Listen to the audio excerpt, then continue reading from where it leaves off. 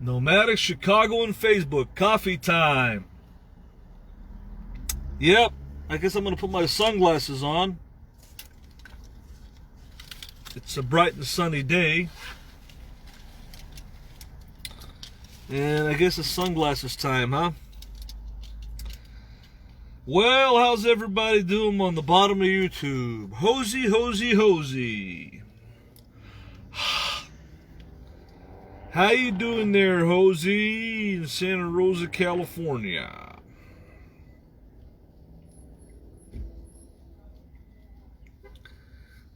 I'm gonna do her little laugh. Cinematography.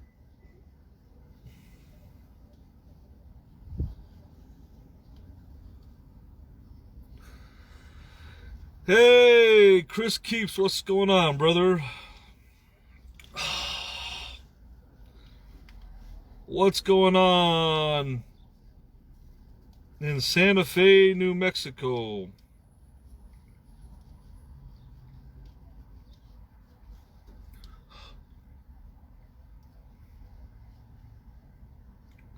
Looks like Hosie's back on the rancho.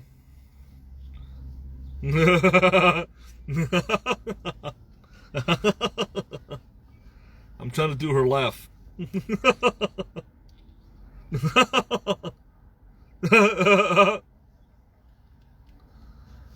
Hozie, Hozie, Hozie.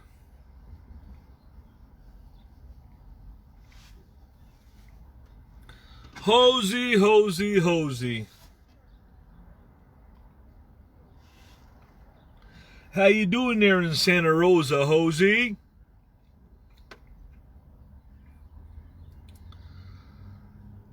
How you doing in Santa Rosa? Yeah, the cinematic experience, Hozie. Actually, your highest rated cinematic experiences was in Tijuana.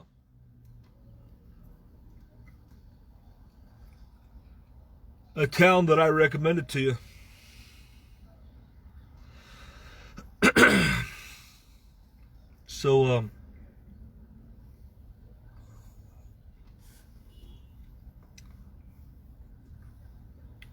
So basically, that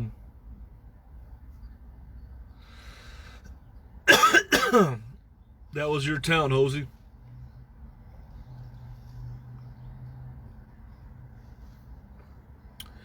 You're back at the rancho.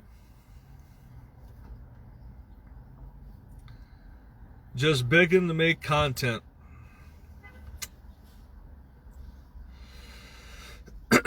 Back at the rancho. Just begging.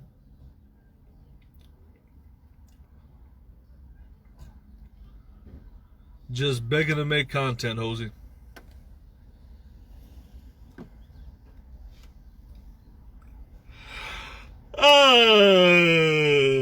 Gosh.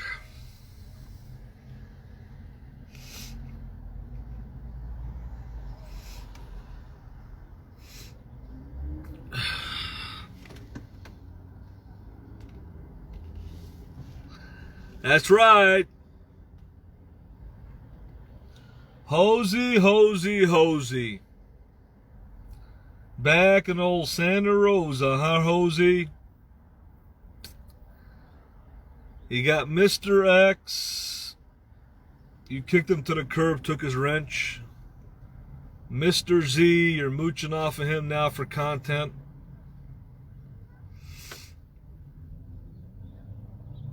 Mooching off of Monkey Boy.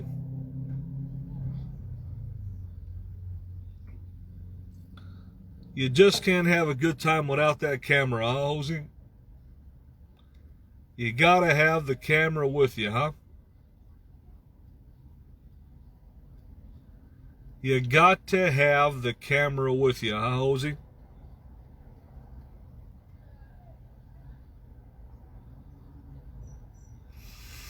You just can't have a good time without that camera.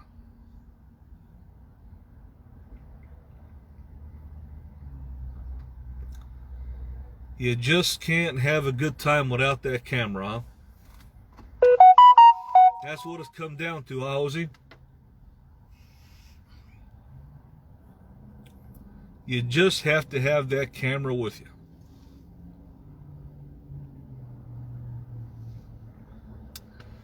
That's the bottom line, Hozie. You know it, I know it, everybody knows it. You just can't have a good time without that camera.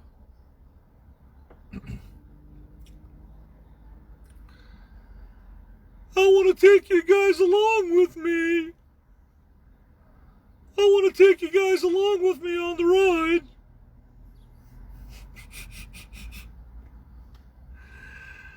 You just have to have the camera on, don't you? Don't you, Hozie? You just have to be the center of attention, huh? You want to be the center of attention, don't you? Day and night. With your 30,000 bot subs. You people really believe that she has 30,000 subs. She can't even draw 300 people on a live stream. How could she have 30,000 subscribers? Doesn't take a rocket scientist to figure out, Hozie, that your subscribers are bought and paid for, lock, stock, and barrel. And I've known this since 2014 when Amanda May told me that a long time ago, back in 2013, you bought a lot of subscribers. You haven't gained 15,000 subscribers. Or 20,000 or whatever it is in a few years.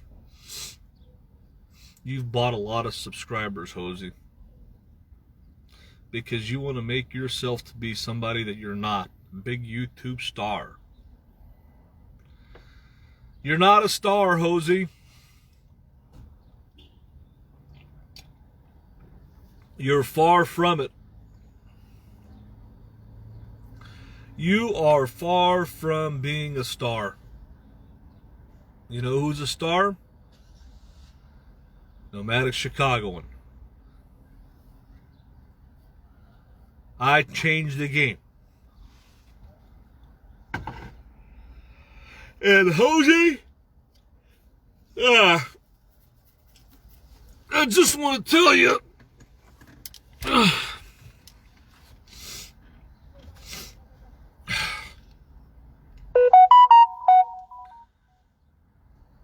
hey, what's going on, Hector? So, Hozie, the bottom line is this. Let's put two and two together. You want to be a big star on YouTube. You think your cinematic experience is going to get you there? Well, you had some big videos that hit big, especially Tijuana. It's got almost 200,000 views now or whatever, and that's because of me. Because I recommended that you go to Tijuana, Hozie.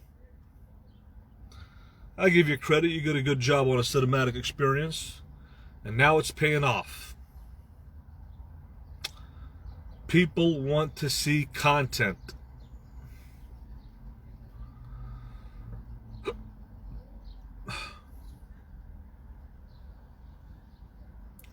People want to see content, Hozie.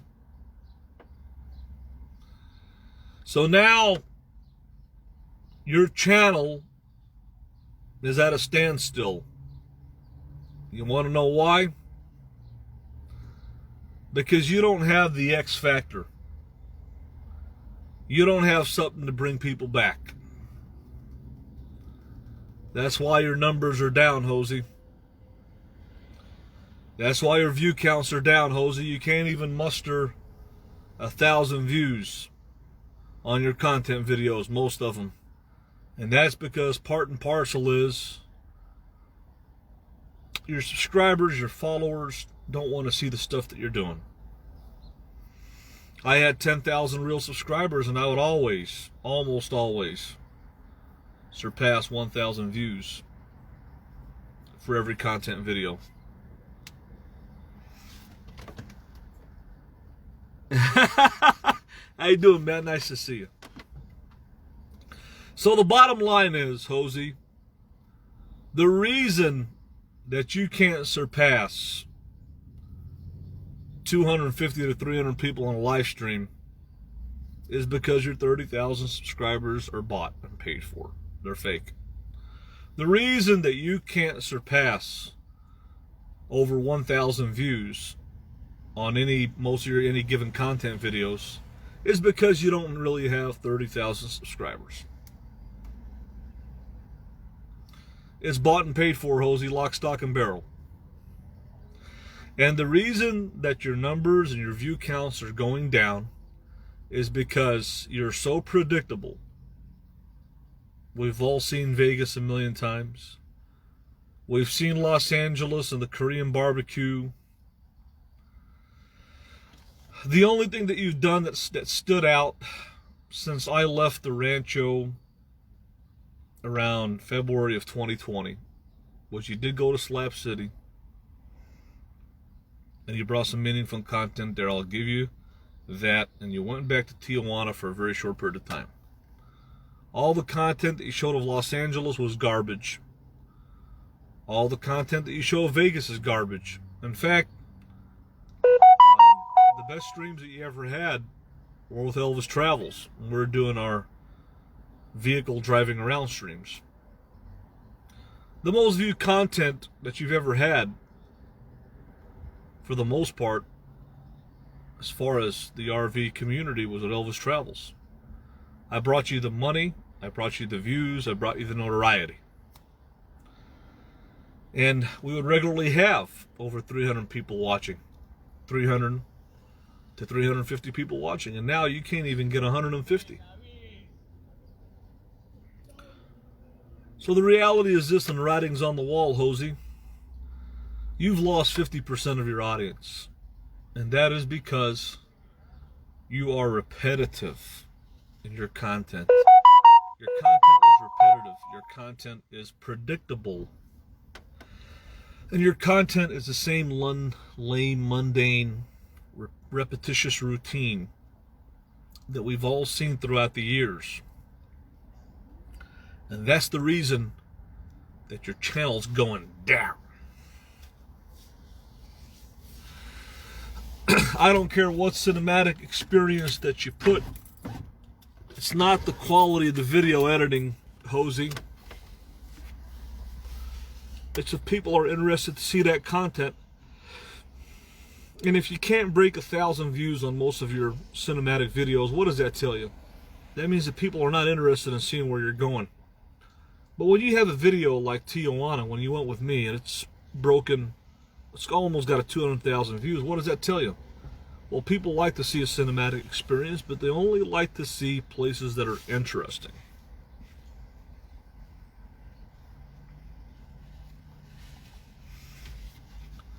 So the bottom line is this, Hozie. And I'm going to say it right now and say it right here. Do you do a good job on editing, cinematography? You do a decent job. Are you going to interesting places? Well, the only place that you went to that's interesting, and this was back in March of 2020 when I left the Rancho. It's been well over literally right now. Actually, yeah, it's been literally over a year. And you haven't really produced anything.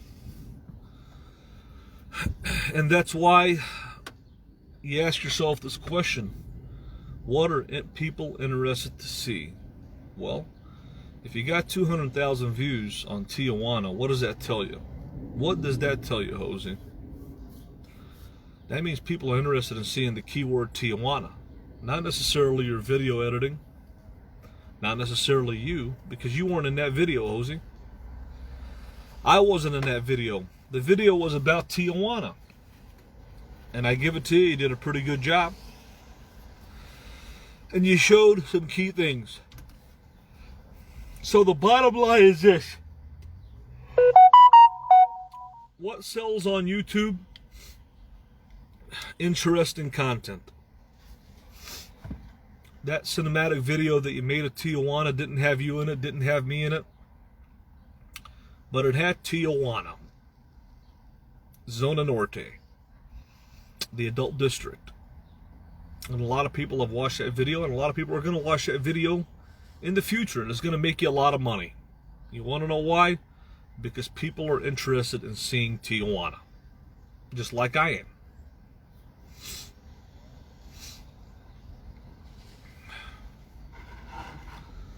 So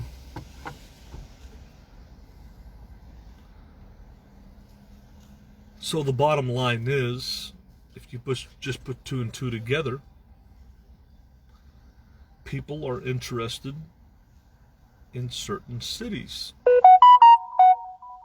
in seeing certain places. And that's the bottom line.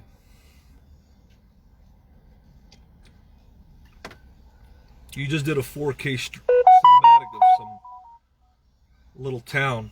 Forgot what it was. You couldn't even break 500 views. That's how bad it is. So, the bottom line is, Hozie, people didn't watch the Tijuana video because you were in it or because I was in it. They watched it because they wanted to see Tijuana. That was more interesting to the YouTube audience and algorithm than you or me. And that's what got you the big views and a big number in that video.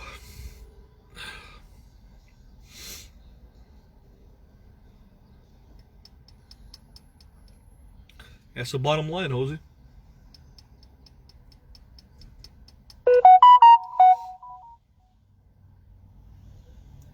That's what got you the big numbers.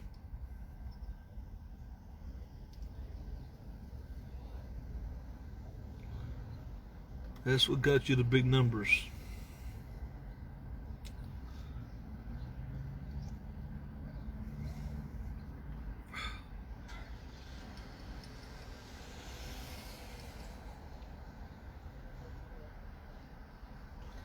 That's what got you the big numbers, Hozie.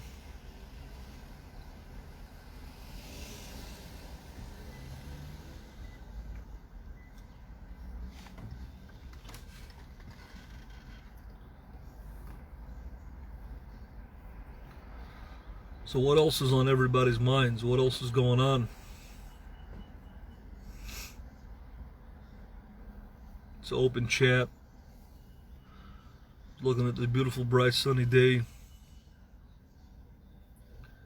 here in Chicagoland. It's a real nice day. Enjoying the sunshine, and it's a Sunday.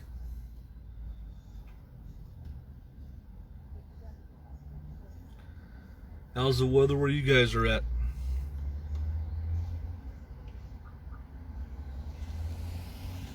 I'm having a good day.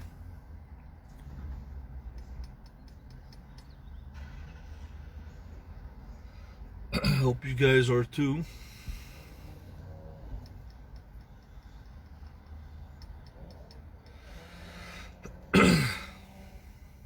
What is everybody on everybody's mind? Elvis, you buying a new Class B?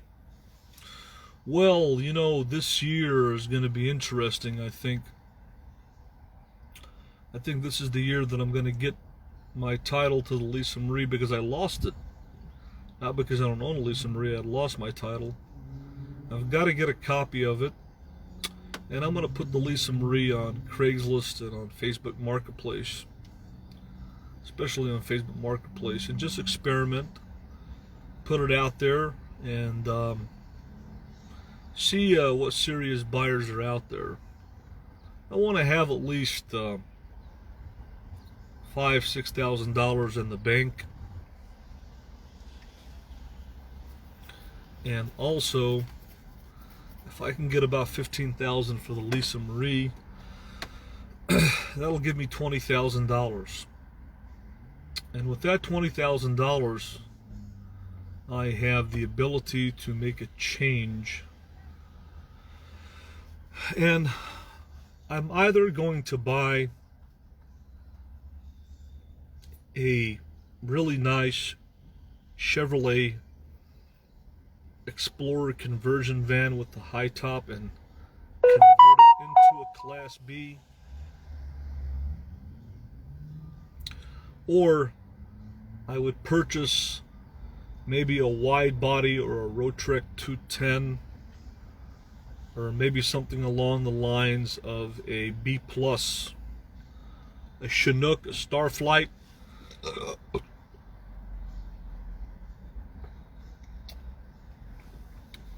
So everything comes with time. I'm not in a hurry to sell the Lisa Marie, but I do have to make some money. And the more money that I have in the bank, the better. So if I can save at least $5,000-6,000 in the bank, and then if I can get about $15,000 for the Lisa Marie, that's $20,000 to work with. So I would be looking something along the lines of a wide body Class B camper van, a Ford Pleasureway, a Roadtrips 200, a Roadtrips 210, maybe an older one, a Dodge Pleasureway wide body, a Dodge Leisure Travel wide body, a Coach House Dodge wide body, which I really like all those rigs. So my heart is set on a wide body. I really want a wide body Class B camper van. I think that's the niche for me. Would I buy an Airstream if I got a good deal on it? I would go for an Airstream. I think Airstreams are pretty cool. Explorer 230 XLW. Yeah, I would go for one of those. Those are nice rigs. But the thing is, they're overpriced. Those rigs are overpriced. I think the best rig for the money and that I've seen that you can get a pretty good deal on is one of the Dodge wide body camper vans. Whether it's a Leisure Travel is the best, and then you have Pleasureway and Coach House. I would prefer a Leisure Travel because they're my favorite out of the three, but I think that for what I'm doing and for the lifestyle that I'm living, even a B+ would work out. But B+ doesn't have the stealth factor that a wide body has. So again, you get a wide body, you sacrifice a lot of overhead space that a high top van has. So I have to upgrade. And when I mean upgrade, that means upgrade in the size of the rig. So I think that, you know, it's all about being at the right place at the right time. I think that the perfect rig for me probably would be a B+. Something along the lines of a Phoenix Cruiser, a Starflight, a Chinook, Born Free. They're nice, but they're kind of hard to find. So avoid the Sprinter. Yeah. Oh yeah, I'm going to avoid the Sprinter and the Mercedes-Benz diesel engine because those are expensive to maintain. So I like Airstreams. Airstreams are a very, very nice rig because with an Airstream you get a very large kitchen, you get a lot of storage. It's not stealth, but you get a lot of storage. You get a nice bed up top, and they're just a very nice rig on the inside. They're not pretty on the outside. But I do like Airstreams, and if I found one for a good deal, I would go for one. I would prefer a Roadtrip 210, popular, like the old body style, or maybe a Roadtrip 200. So I've kind of narrowed down on what I like. It's all about what's available and what the price is. I've seen a lot of good prices on the Coach House wide bodies. So it's all about what's available. And either way you look at it, any way you look at it, they're all nice in their own way. If you get an Airstream, it's not stealth on the outside. It doesn't look the prettiest, but you have a lot of storage and livability on the inside. If you get a wide body, you get a big bed, but you don't get much storage. And if you get a Class C, it doesn't look good. You get a lot of storage and space, but it's not stealth.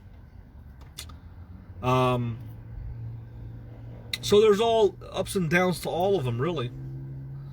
You get a conversion van, you've got to build it out. But you're getting probably a newer van with a better drivetrain. Something's going to last you longer. And you'll be converting it. So, you know, that's a process. There's a process to that, to converting it. I do love the Explorer Chevrolet vans, you know. So, it's a hard decision to make. It's a very hard decision to make. But,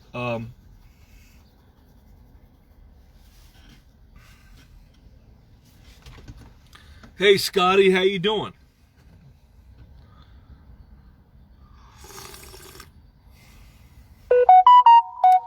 But I love motorhomes, and they're all beautiful in their own way.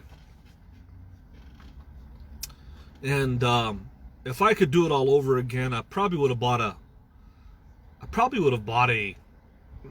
just still bought a Class B, really. But the bottom line is, they're all at a premium price right now.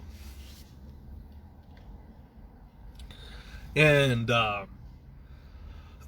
it is what it is. So they're all at a premium price. I probably will never sell the Lisa Marie, because I put a lot of heart and soul into this rig, and put a lot of money into it, and a lot of effort, and customize it to my liking, and probably never going to sell this rig. But, you know, everything's for sale at the right price. I think $15,000, or close to $15,000, would probably be the right price for this rig. I would prefer $20,000. You just never know. I've gotten a lot of offers, so I probably will go ahead and start it off at 19.5, work my way down. Would prefer to get anything between 15 and 19.5. Again, there's a buyer for everything out there. But I don't know. This rig is very near and dear to me. It's very special to me. And it's very sentimental to me. And I've put a lot of soul into it. And the bottom line is that, you know, it is what it is.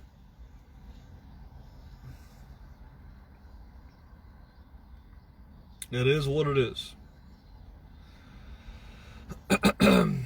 I think I've learned a lot in this life doing it the years that I've done it.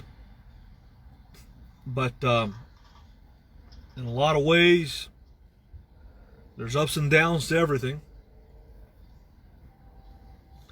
I've seen a lot of rigs that I like. And I think that I need... I've got plenty of space in here, actually. I've got a nice dinette. I've got a nice bed. I'm pretty much comfortable in this rig, really. And showering for me is not an issue because I'm an urban nomad and I can go to the gym. So this rig isn't bad, actually. And I wouldn't really be making a drastic improvement going to a wide body. But if I got a B plus, maybe a Coach House Platinum, Phoenix Cruiser, something like that. I just don't like the way they look on the outside. So, my rig, the way it's set up, it's really a one-person, single-person's rig. So,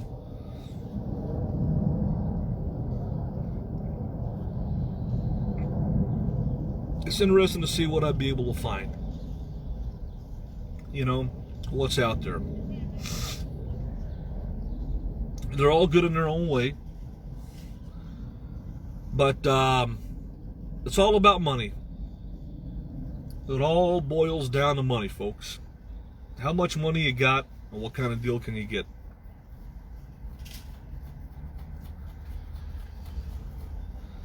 And you have to buy from private owners. There's no good deals at the dealers. So I'm going to work this year, see how much money I save. And if I sell the Lisa Marie for what I want or close to what I want, she'll be gone.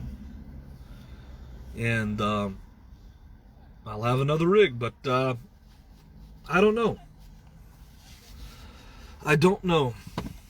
I just know you have to have a lot of money in the bank.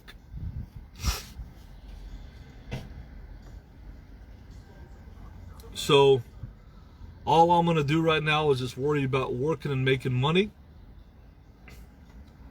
stashing money away, and when I get the title to the rig, I'll put the rig up. I'll put the rig up. I'll put the rig up for sale, and then basically, you know,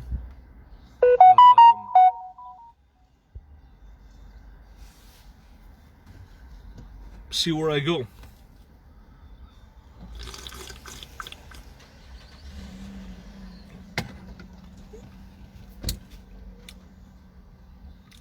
The problem with a lot of Class Bs, the systems in there are pretty much outdated. A lot of the parts in there are getting old and beat up and worn out. There could be water leaks.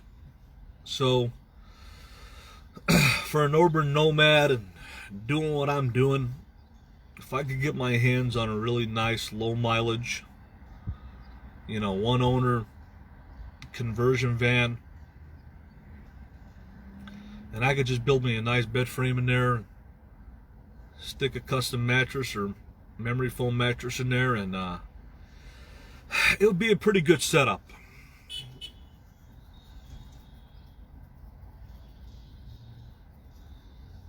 And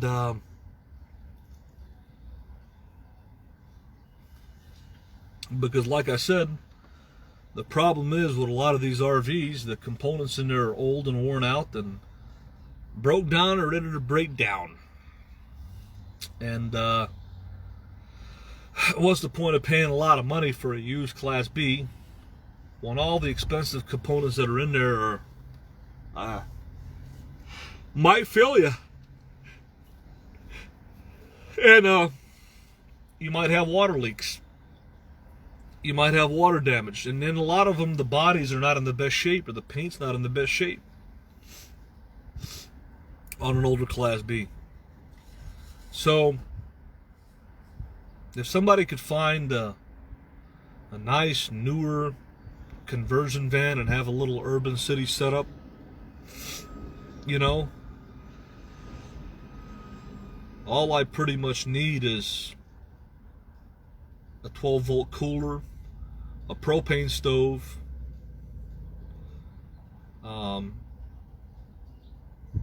and a bed, and a way to, I guess, you know, wash your dishes.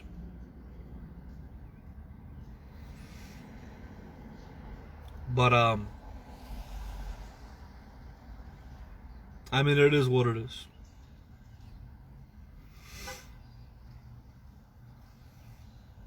It is what it is.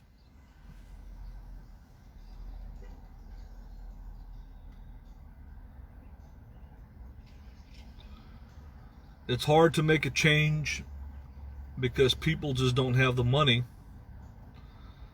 to buy a Class B. People don't have the credit or loan. And really the only people that would have the money is maybe a young working couple that's got two incomes together to buy a van like mine, or maybe a retired person who's already all set, has got a little bit of money in their 401k piggy bank or savings. And they'd have $10,000, $15,000 to buy an older Class B, you know. It's a small amount of market of people who got that kind of money. And it's hard to get a loan on something old unless you get a personal loan from the bank.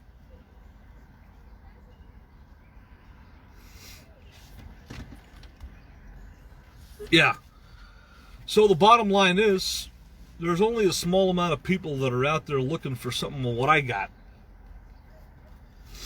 And, you know, it is what it is. It is what it is. So whatever vehicle you got, it's always good to put it on the market, whether it's a vehicle or a RV, just to see what people are willing to pay and who's interested.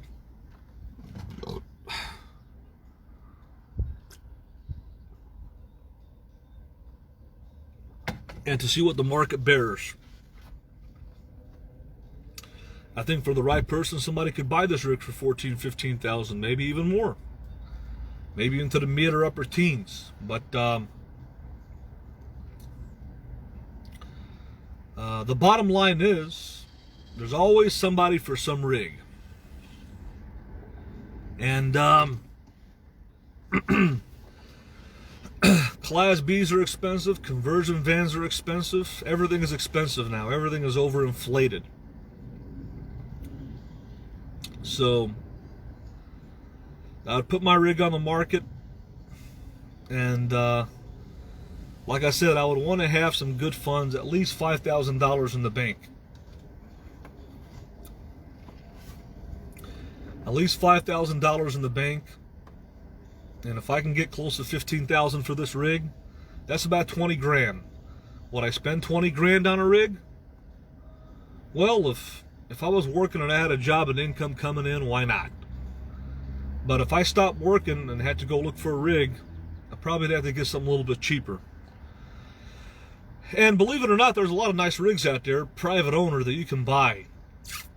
If you look really hard, you can find some decent rigs between $10,000 and $15,000. You don't have to really get up to 20. So I would want to keep it into the $10,000 to $15,000 range. If I could buy a Chinook that's in good shape, or a Starflight, or a Phoenix Cruiser, or a Born Free, or a wide body, or a Roadtrips 210, or a Pleasureway, I know what I want. And I don't know what I'm looking for, but it's all about the condition, the mileage. Have they been taken care of? And it being at the right place at the right time. So,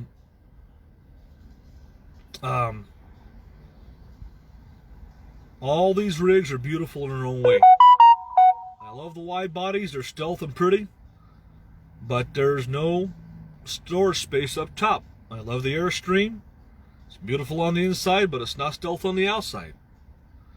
I love the B pluses, but now you got 6 tires to worry about and a dual axle. More expensive to maintain at a mechanic shop. And you've got more space, which is good, but then you have your stealth factor is pretty bad.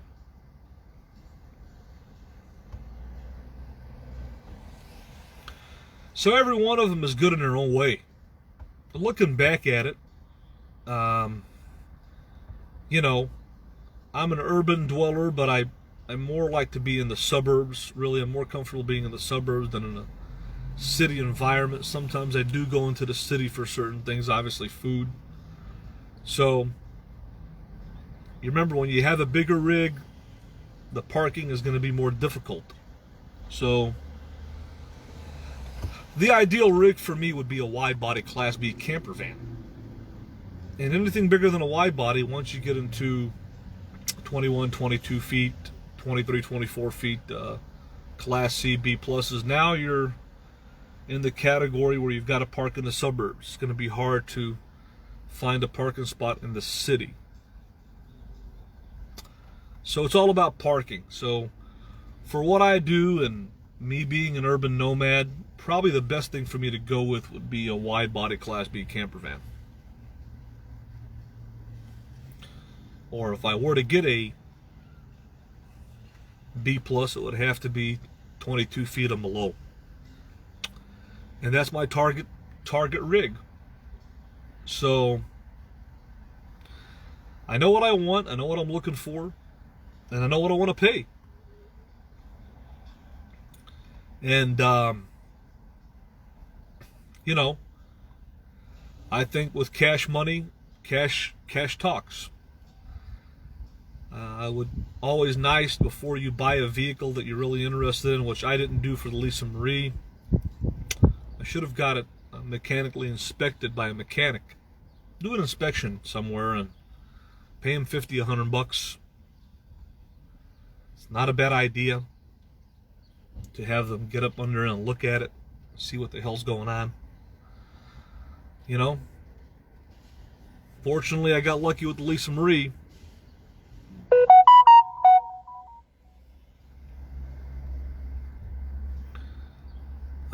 Let me get rid of this guy here. Let's see.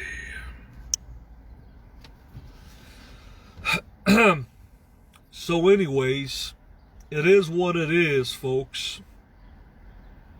Buying vehicles is always fun, but it's always could be scary.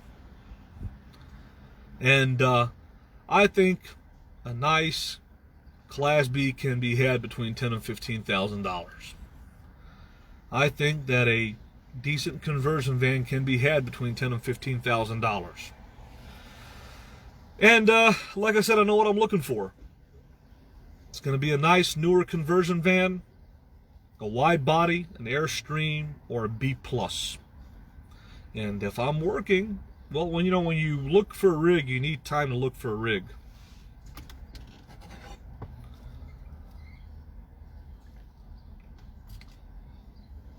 And you know, you need time to look for a rig. So sometimes it could take 2 weeks to a month. So you might have to spend some of your money on the sale of the rig to get a rental car or a hotel room, which is an involved cost, etc., etc. Yeah, I've heard of Okanagan. They're made in Canada, right?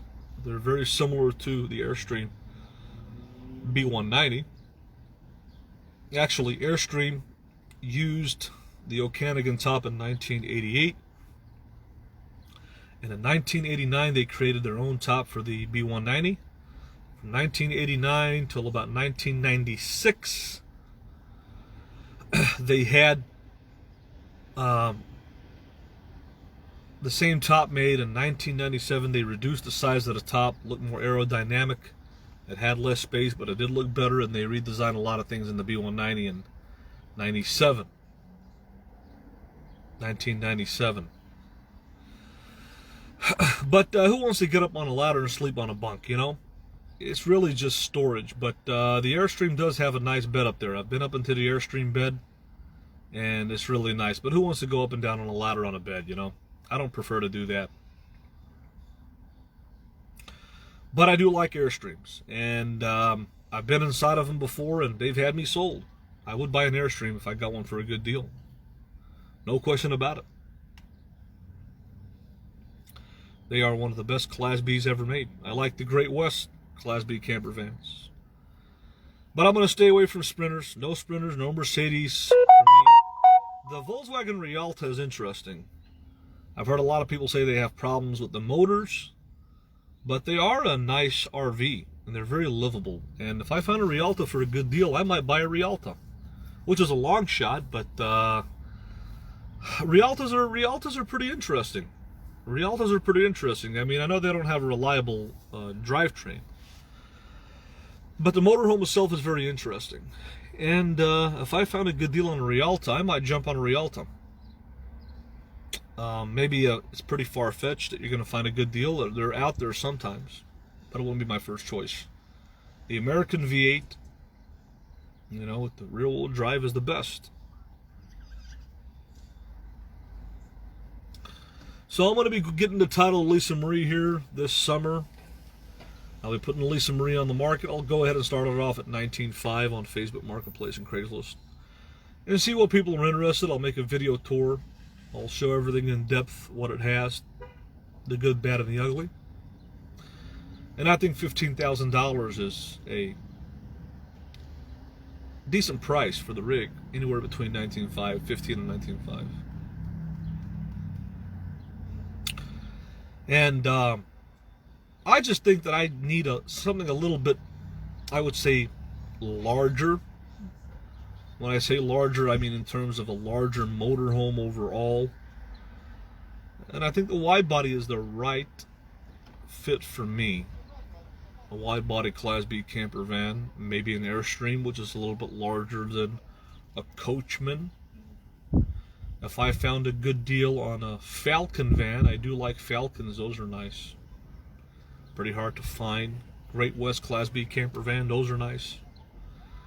Leisure travel, pleasure way. Coach house.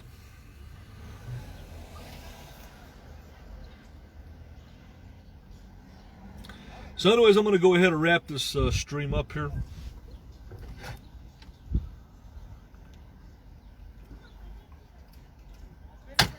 I think it's going to be a long time till I sell my rig. Probably not this year. But I have to work as much as I can and put as much money in the bank away as I can. And take it from there. Starting from scratch, starting from zero now. It's going to be a long summer. 7-8 months of work. Got to stash the money away. Stash the money away in the bank. Have money in the bank is my #1 priority. Once I do that, and this rig is maintained, then I'll be ready to do what I have to do. Whether it be hitting the road again, whether it be selling this rig and getting another rig, whether it be traveling internationally, you need money.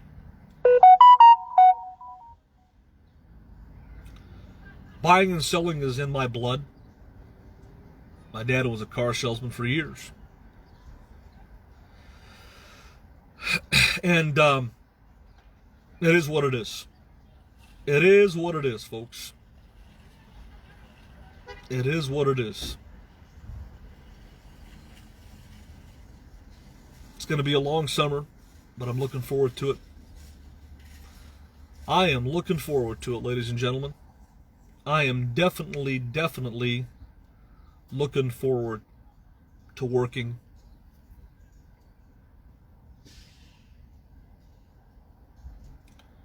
And I'm definitely looking forward to doing what I have to do. Making a difference in my life. I am looking forward to it. To doing what I have to do.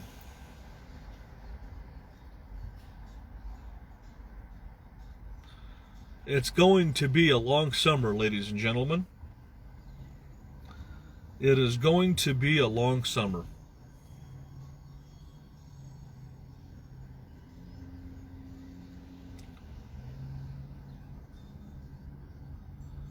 With that being said, I'm going to go ahead and I'm going to pop on out of here.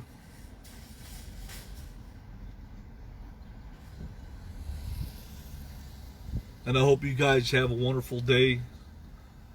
Wherever you're at in this world, I hope that you have a wonderful day And I hope that you live your dreams.